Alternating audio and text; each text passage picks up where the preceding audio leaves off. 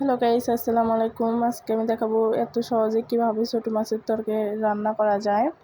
আমি প্রথমেই আলু কুচি করে কেটে নিয়েছি, ধুয়ে নিয়েছি। নেওয়ার পরে পেঁয়াজ কুচি দিলাম, মরিচ দিলাম, দেওয়ার পরে একটু তেল দিলাম, লবণ দিলাম, হলুদ দিলাম। দেওয়ার পরে একটু মেখে নিলাম। মেখে নিলাম। দেখেন আমি কীভাবে করতেছি। এভাবে করলে অনেক মজা লাগবে। আমি মেখে নিয়েছিলাম। মেখে নিয়ে তারপরে দিলাম হলো একটু মাছ, মানে ছোটো মাছের চচ্চড়ি রান্না করব আমি। ছোটো মাছ দিলাম। দেওয়ার পরে আবার মেখে নেব আমি। এই যে ছোটো মাছ দিলাম, দিয়ে মেখে নেব আমি। এই যে মেখে নিচ্ছি।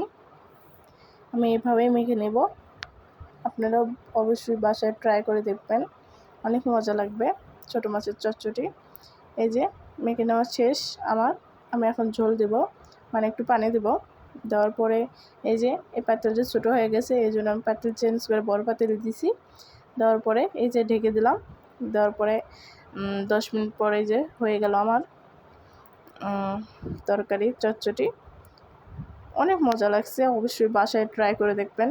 আর আমার ভিডিওটা যদি ভালো লাগে অবশ্যই লাইক সাবস্ক্রাইব করবেন, আর চ্যানেলটা ফলো করে সারার সাথে